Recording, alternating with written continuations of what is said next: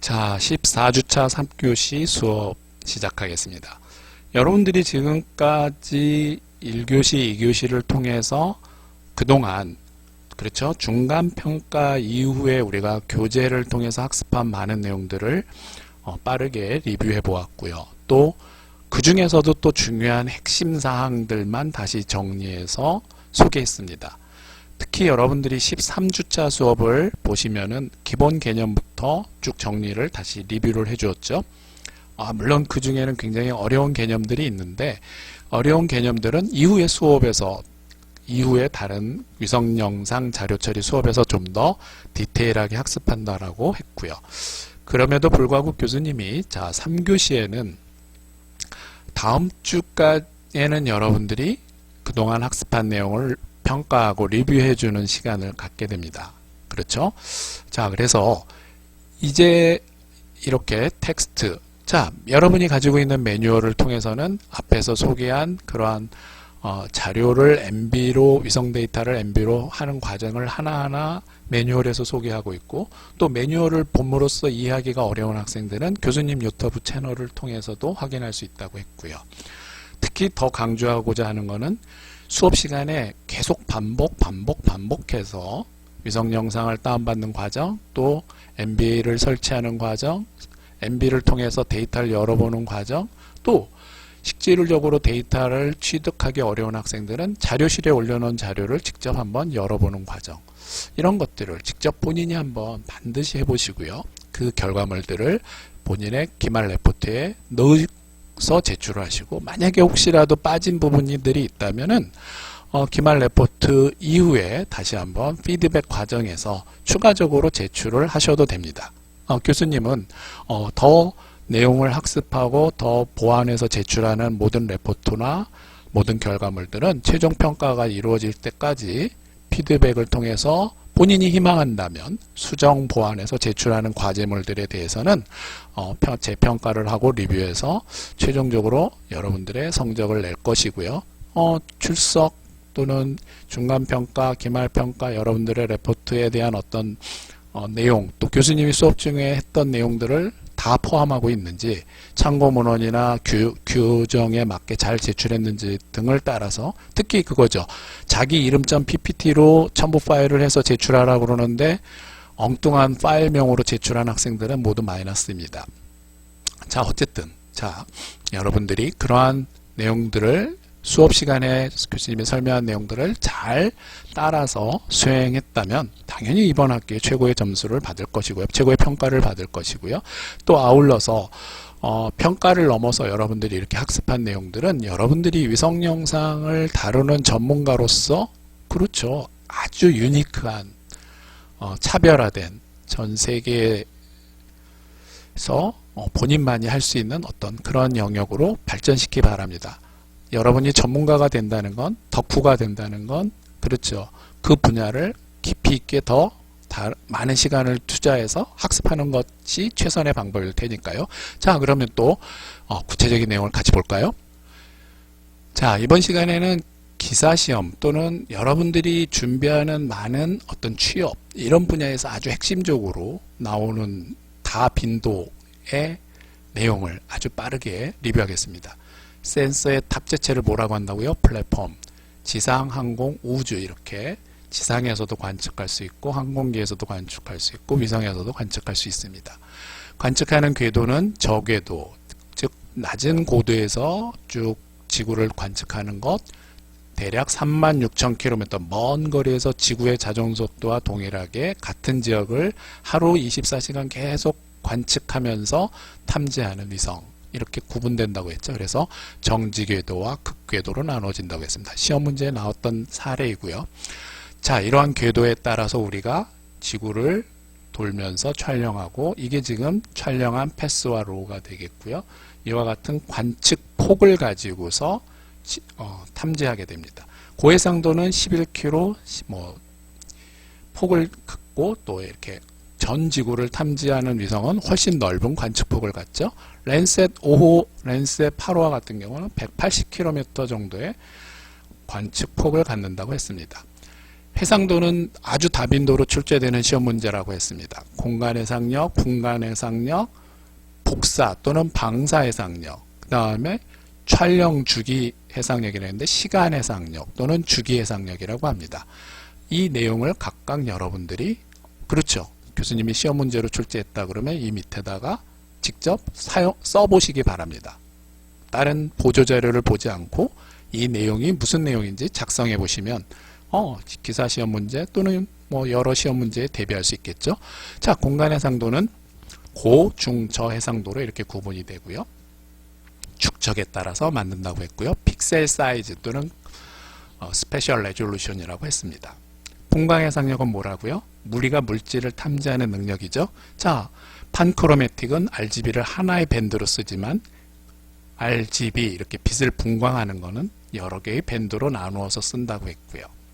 그 분광의 밴드들을 배웠습니다.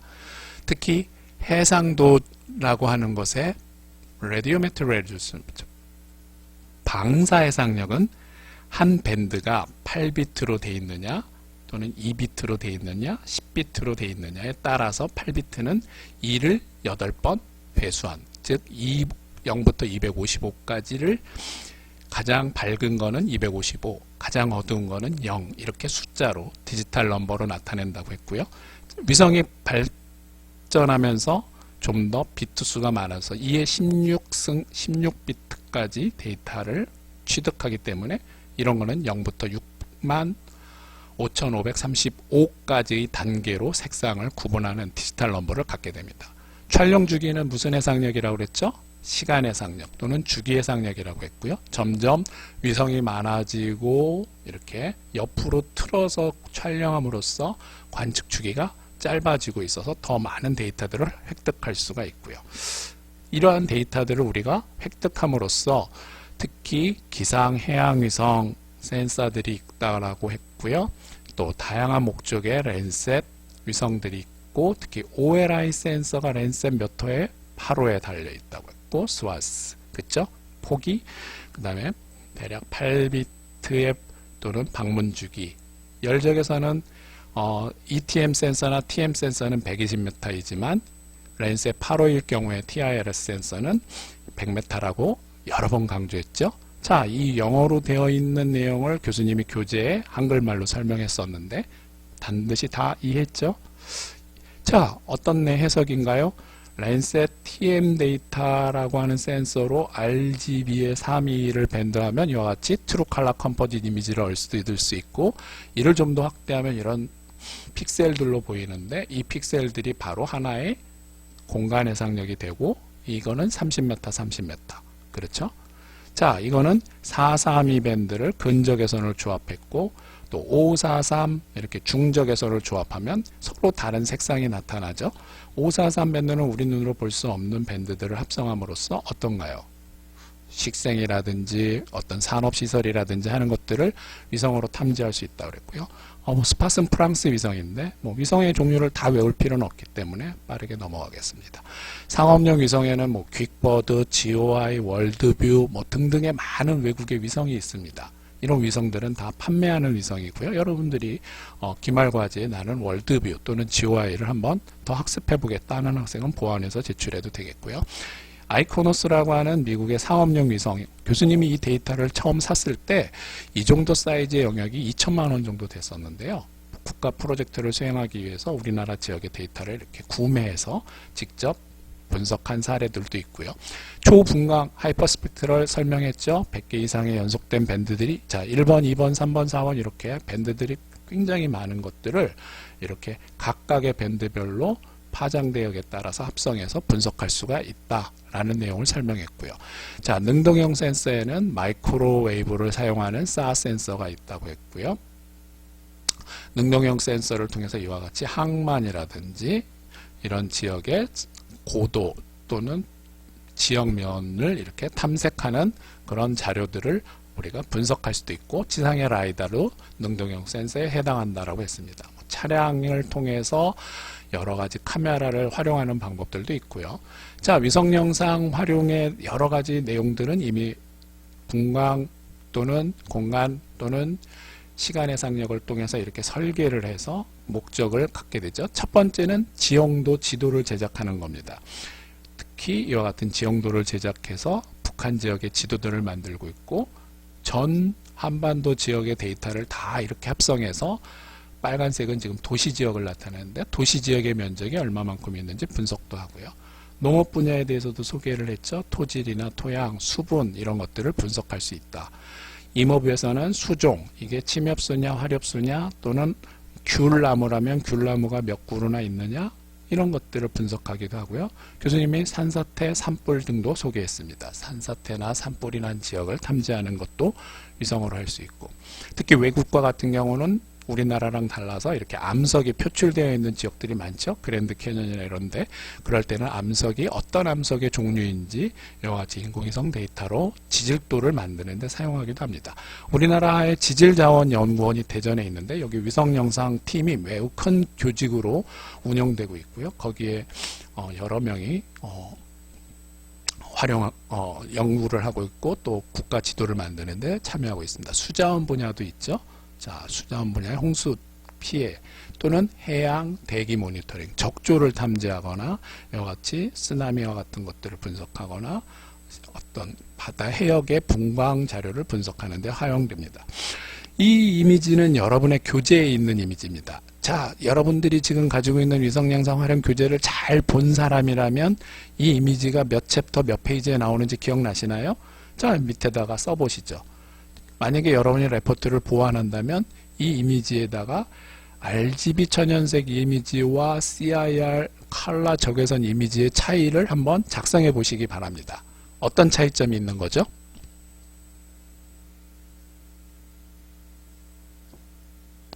그렇죠.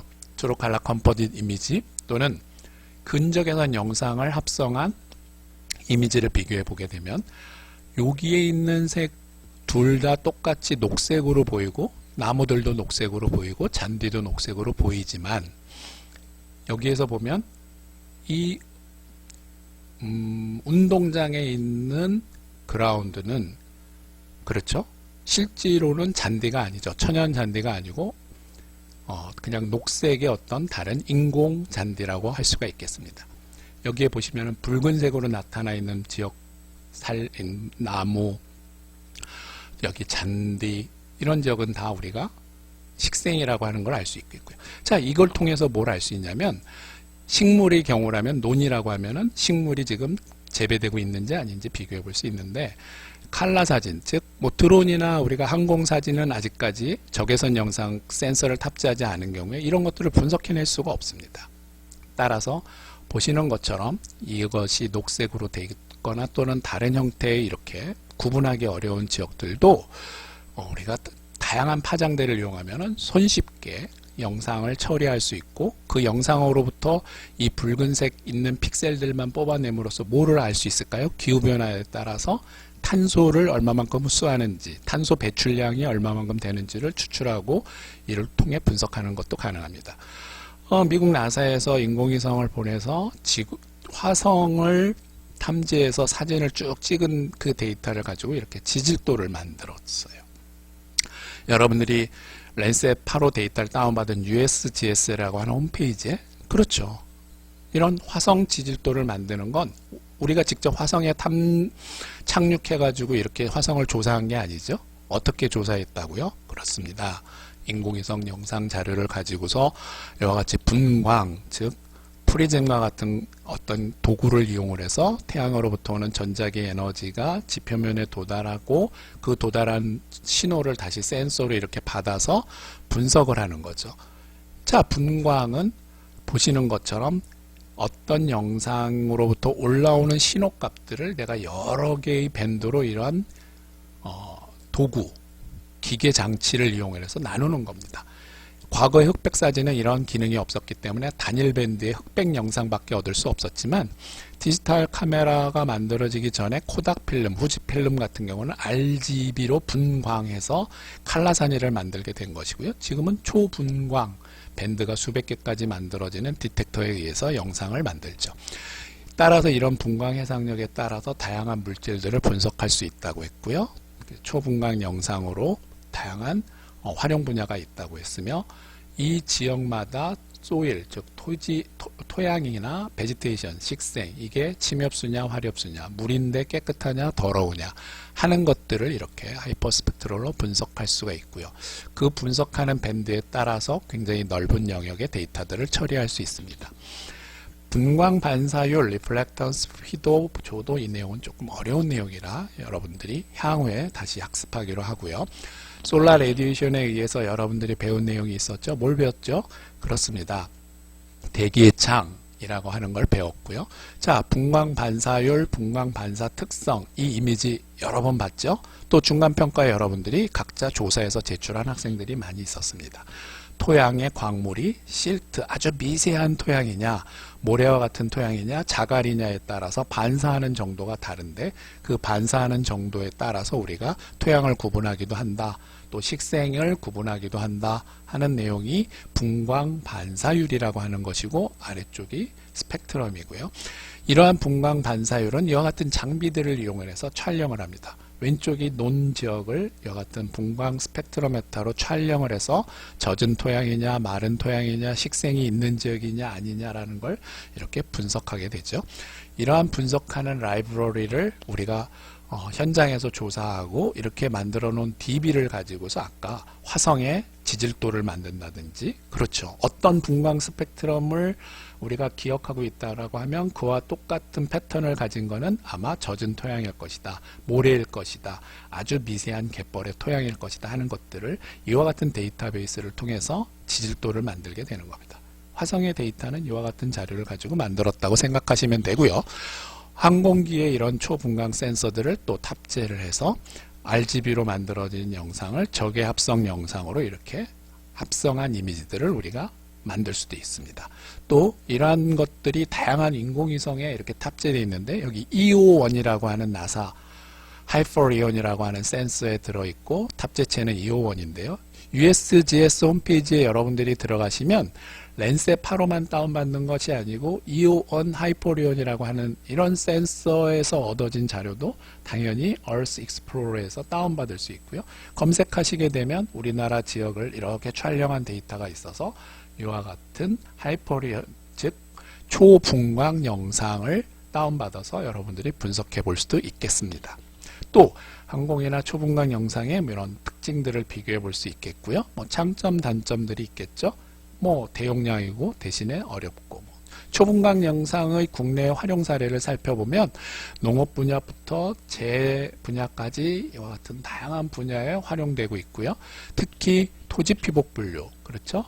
아까 환경공간정보 사이트에 이런 분류를 하거나 연안 지역에서 지도를 이렇게 만들거나 또 조간대라고 하는 건 갯벌 지역입니다. 갯벌 지역을 왜 조사할까요? 송도, 신도시 또는 시와호, 새만금과 같은 지역에 방주제를 만들거나 여기를 새롭게 도시로 만들려면 갯벌이 어떤 특성을 가지고 있는지 사전에 조사를 해야 되는데 이 지역은 물이 빠졌을 때 걸어다니면서 조사하기가 너무 어려운 지역입니다. 드론으로 조사하기도 힘들고요. 그래서 위성으로 이렇게 분석하고요.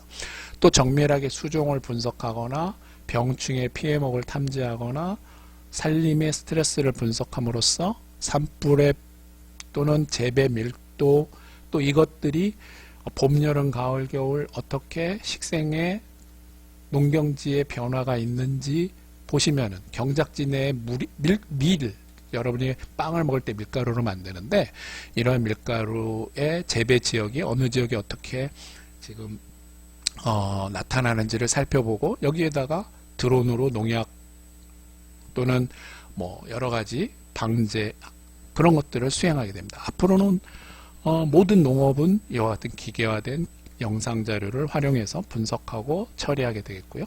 자, 미시시피 강에 강이 있는데 강의 수질을 분석하거나 또 녹조와 같은 것들을 위성 영상으로 이렇게 넓은 호수 지역에 녹조를 탐지하거나 토양이 오염되어 있는 지역, 그렇죠, 호주라든지 스페인 이런 지역의 넓은 지역을 차량으로 다 조사할 수 없을 때는 인공위성 데이터로 이렇게 분석을 하는 사례들이 많고요. 캐나다도 마찬가지죠. 굉장히 광범위한 국토를 갖고 있기 때문에 위성 데이터로 탐지하게 됩니다.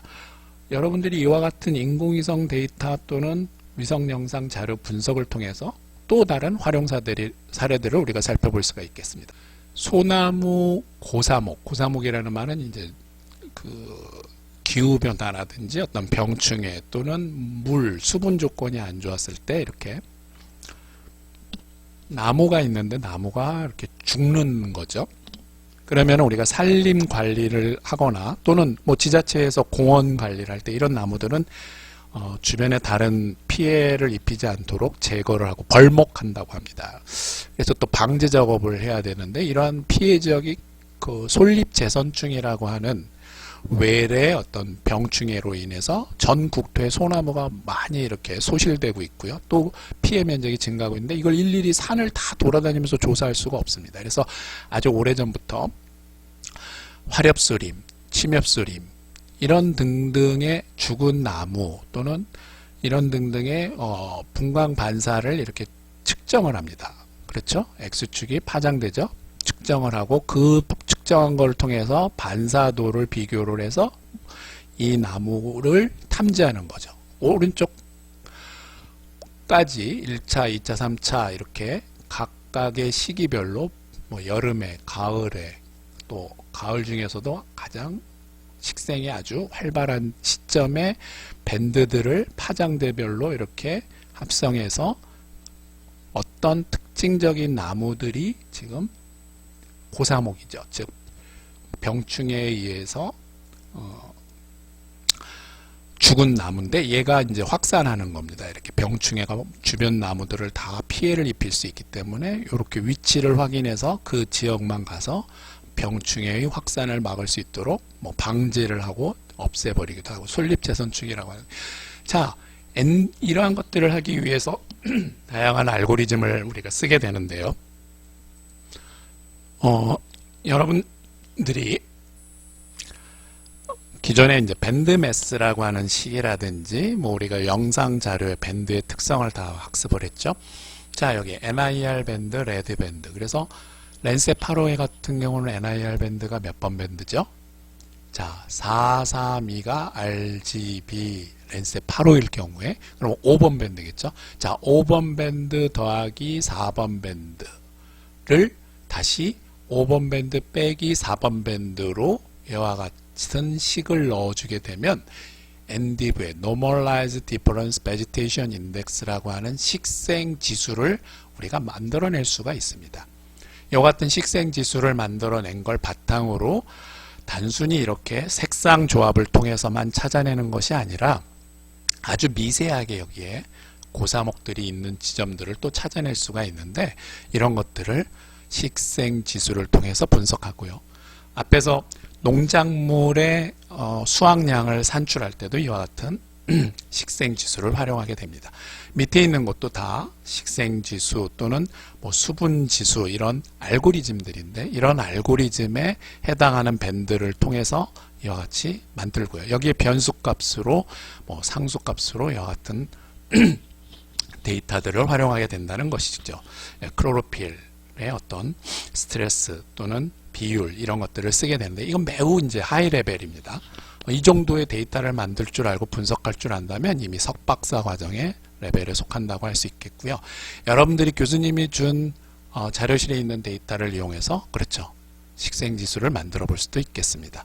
자, 이렇게 식생지수를 만든 것을 통해서 그 데이터들을 0부터 마이너스 1 식생지수는 플러스 1 이렇게 데이터 값들을 비교해서 그 분석한 결과물들을 통해서 이렇게 핵심적인 부분만 추출해내는 것이 이제 고사목을 탐지하는 기술이다. 이렇게 생각하시면 되겠고요.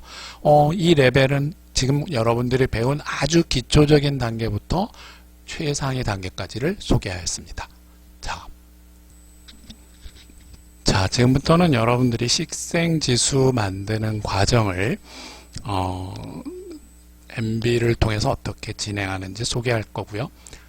이 과정을 통해서 위성 데이터를 이렇게 활용한다 하는 부분을 잘 탐색해 보시고 기말 레포트에 이러한 내용을 담지 못한 학생들은 추후에라도 언제든지 좀 더 보완해서 학습해 보고 본인의 경험을 좀 더 넓히시기 바랍니다. 자, MB에서 먼저 우리가 데이터를 준비했죠. 이렇게 준비된 데이터들 중에 식생식이 다음과 같은 식을 갖게 됩니다. 여기를 잘 보셔야 되는데요. 플롯이라고 하는 거는 이제 정수형, 함수 뭐 이런 등등의 표현입니다. 0.3 뭐 dn 밸류 값들을 이렇게 정렬을 해주게 되는데 우리가 이 밴드가 지금 밴드 5번이 랜셋 8호의 근적외선 IR 밴드죠. NIR 밴드. 밴드 4가 레드 밴드. 그래서 아까 NIR 더하기 레드, NIR 빼기 레드 이와 같은 식을 요 플롯 함수를 넣어서 이와 같이 enter on expression에다가 밴드매스의 창에 넣어주고요. 이 넣어준 거를 다시 edit 리스트에다 올리고 edit 리스트에 올린 거를 해당되는 밴드를 설정해 줌으로써 오케이 하면서 자 4번과 5번에다가 4번은 4번 5번에다가는 내가 5번 밴드를 이렇게 할당에 넣어주고 그렇게 되면 메모리로 해도 되고 파일로 해도 되고요. 자 일단은 뭐 메모리로 저장을 하면 여기에 식생 지수를 만든 밴드가 이와 같이 평택 지역을 행정구역으로 마스킹한 것을 올려놓게 되고요. 여기에 컬러 테이블을 레인보우가 빨주노초 파남 보니까 여러 개의 컬러 테이블을 활용해 볼 수가 있는데 이 컬러 테이블을 여러분들이 보시는 것처럼 컬러 테이블을 여러 개를 넣고 빨간색부터 파란색까지 해볼 수가 있겠습니다. 자 조금 자 여기 이렇게 밴드 매스라고 하는 걸 통해서 랜셋 8호의 4번 밴드와 5번 밴드를 합성하고 그 합성한 결과물에 의해서 식생이 만들어지면 식생 지수 만들어진 거에 컬러 매핑, 컬러 테이블 클릭하고 들어가게 되면 여러 개 컬러 테이블이 있어요. 그 중에 레인보우를 클릭하게 되면 이와 같이 레인보우에 의한 컬러 영상을 얻을 수 있고 식생들이 어느 지역에 분포하고 있는지를 이렇게 살펴볼 수가 있는 식생 지수의 지도를 만들게 되고요. 이게 봄, 여름, 가을, 겨울에 따라서 당연히 식생 지수 값이 달라질 것이고 이걸 퀵맵으로 만들게 되면 여러분들이 인공위성 지도 중에 그렇죠? 보시는 것처럼 영역을 다시 재설정해 주거나 사이즈를 스케일을 클릭해 주면 전체 이미지를 빨간색으로 채울 수 있고 여기에 메인 타이틀에 식생 지수 몇 년 몇 월 자료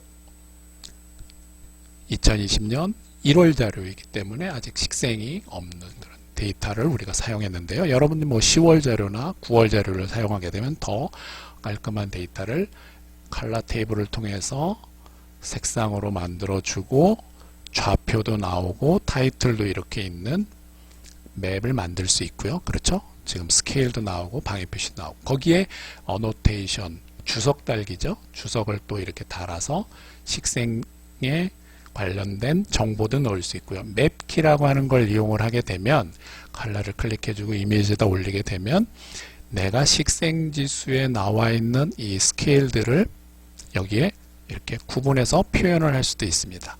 어느 정도의 값에 해당되는지 넣을 수도 있고요. 이렇게 만들어진 거를 이미지 파일로 저장을 하는데 여기에 MB라고 하는 추즈에다가 파일을 설정해주는 위치를 정하고 파일을 저장하게 되면 이와 같이 그림 파일로 뭐 TIFF라든지 JPG라든지 하는 파일 형식으로 여러분들이 그림 파일로 저장을 할 수 있어서 이와 같은 식생 지도를 만들 수 있겠습니다. 네, 한 학기 동안 수고하셨고요. 다음에 또 좋은 강의를 통해서 함께 하도록 하겠습니다.